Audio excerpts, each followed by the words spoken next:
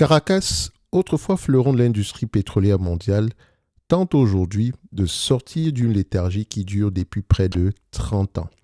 Si le potentiel du sous-sol vénézuélien fait rêver les investisseurs, le chemin vers une reprise durable ressemble à une course d'obstacles où la géopolitique et la technique se heurtent à une réalité économique implacable. Si en 2026, tu vas apprendre à faire du stock picking sérieusement, nous avons un bootcamp qui commence au mois de février 2026. Toutes les informations sont en description de la vidéo. Donc, il est difficile de croire qu'en 1998, le Venezuela produisait 3,5 millions de barils par jour. Membre fondateur de l'OPEP, le pays était un pilier du marché. Cependant, l'arrivée au pouvoir de Hugo Chavez cette même année a marqué le début d'une transformation radicale, à savoir le remplacement des technologues et ingénieurs expérimentés par des fidèles du régime. Ce choix stratégique, enfin pas stratégique, mais politique, a entraîné une chute vertigineuse de sa capacité de production. Aujourd'hui, en ce début d'année 2026, le pays représente moins d'1% de l'offre mondiale, un niveau historiquement bas, malgré une légère remontée de ces dernières années. Donc, pourtant, l'intérêt pour le pétrole vénézuélien, issu principalement de la ceinture de l'Orénoque, ne faiblit pas.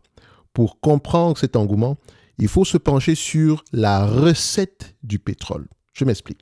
Le pétrole américain est majoritairement dit light sweet, savoir léger et pauvre en soufre, comparable ici à une huile fluide et facile à raffiner. À l'inverse, le brut vénézuélien, il est plutôt heavy sour. Bon, excusez-moi pour mon anglais, d'accord? Ça ne se dit pas sourd, mais voilà. OK, pour ceux qui parlent anglais, excusez-moi. Donc, on va le lire en français. Donc, c'est heavy sour, ça veut dire ici que c'est lourd et c'est riche en soufre. Donc, ça ressemble plutôt à une substance ici visqueuse qui nécessite des installations complexes. C'est précisément ce dont les raffineries américaines ont besoin. Elles ont été conçues pour traiter ce mélange spécifique afin de maximiser leur rendement. Cette complémentarité explique pourquoi, alors que le baril de référence WTI a progressé début janvier 2026, des entreprises comme Chevron voient leurs actions bondir de plus de 6%. Donc, cependant, l'accès à cette ressource reste conditionné par des problèmes dits de surface. Donc, la stabilité politique est loin d'être acquise. Bien que l'ancien président Nicolás Maduro ne soit plus aux commandes, les piliers de son régime comme Diosdado Cabello maintiennent une influence considérable via les collectivos, qui sont ici des groupes civils armés. Pour une multinationale, envoyer des ingénieurs à Caracas reste un pari risqué. Outre la sécurité physique du personnel, l'état déplorable du réseau électrique national, marqué par des coupures chroniques, rend toute exploitation industrielle régulière quasiment impossible sans des investissements massifs dans des infrastructures de base. Même si la stabilité revenait, le défi souterrain est tout aussi colossal. Pendant des décennies, le Venezuela a utilisé une méthode d'extraction simplifiée appelée CHOPS, qui ressemble ici à une production de pétrole lourd à froid avec sable. Donc, CHOPS ici, c'est un acronyme ici en anglais, d'accord? Donc, si cette technique est peu coûteuse, elle ne permet que de récupérer entre 5% et 15% du pétrole présent dans le gisement. Pour être rentable, un projet moderne dans l'Euronoc nécessiterait un prix du baril supérieur à $80. Or, les prévisions de l'Agence américaine de l'information sur l'énergie tablent sur une moyenne à peu près de $51 pour 2026. Ça reste une prévision et je vais vous dire ici que c'est très compliqué de faire des prévisions en termes de prix sur le pétrole. Donc, faites souvent attention par rapport à ça. Moi, je vous dis très souvent, regardez à peu près l'offre, regardez toujours ici il y a une courbe que je vous ai souvent montrée, le McKinsey Cash Cost Curve, c'est ce que vous devez avoir en tête et garder en tête qu'il faut toujours sélectionner l'entreprise qui a les coûts de production les plus bas parce qu'une entreprise pétrolière ne contrôle pas son prix, mais elle contrôle ses coûts de production. Et donc, elle doit avoir les coûts de production les plus bas parce que c'est essentiellement cette partie-là qu'elle peut contrôler.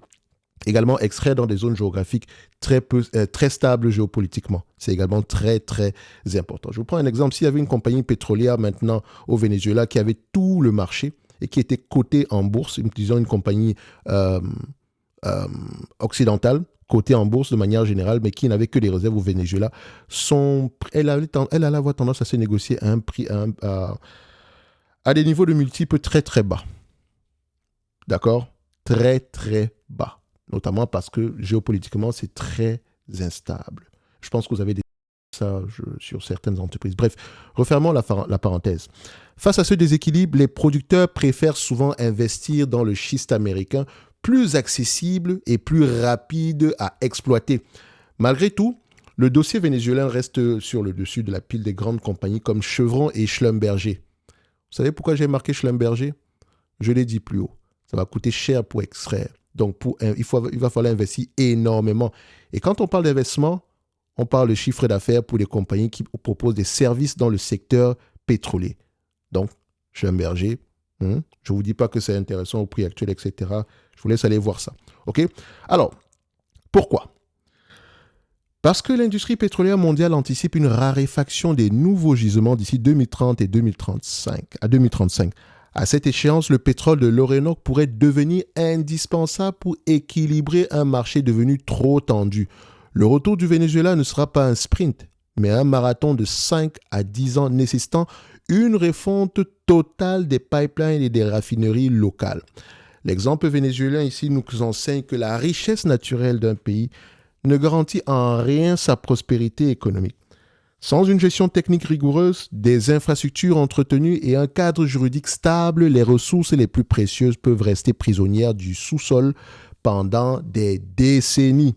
L'investissement, qu'il soit énergétique ou financier, repose avant tout sur la confiance dans les institutions et la viabilité technique des projets. Comme je l'ai dit en début de vidéo, nous sommes au mois de janvier 2026, nous avons un bootcamp qui commence en février 2026 pour ceux qui veulent apprendre à faire du stock picking sérieusement. En 30 jours, vous serez capable ici de dire si oui ou non une entreprise est intéressante et pourquoi.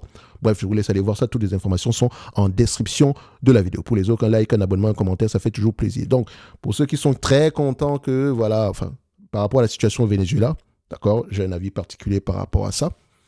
Dites-vous que ça va prendre du temps. Et ça ne veut pas forcément dire que ça sera rentable au prix actuel. Et donc, les entreprises qui vont avoir tendance à en bénéficier énormément, du moins à court terme ou à moyen terme, c'est avant tout les compagnies dans le secteur des services ainsi que les raffineries.